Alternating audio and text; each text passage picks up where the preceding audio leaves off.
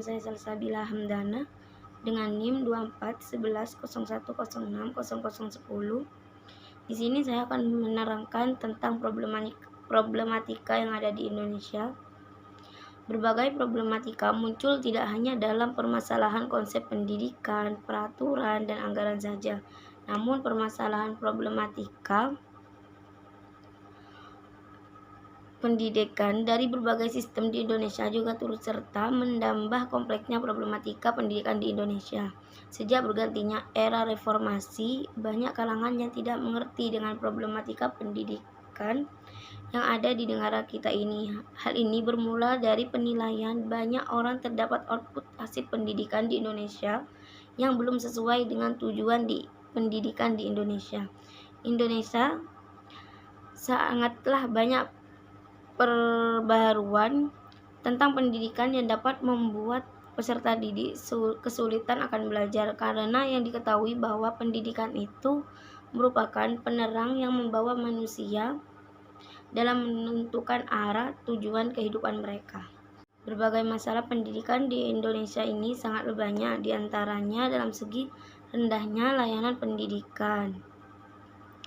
Yang kedua, rendahnya mutu pendidikan di Indonesia. Yang ketiga, rendahnya mutu pendidikan tinggi di Indonesia. Yang keempat, rendahnya kemampuan literasi anak-anak Indonesia.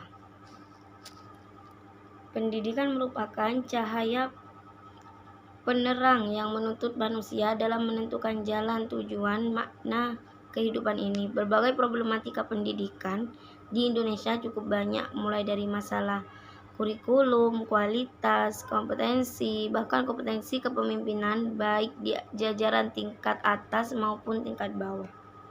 Berbagai kasus keluhan-keluhan terjadi di lapangan, baik pemimpin sekolah maupun para pendidik yang menyayangkan dimensi kepemimpinan seperti soal manajemen, disiplin, birokrasi, dan administrasi yang sudah tidak baik.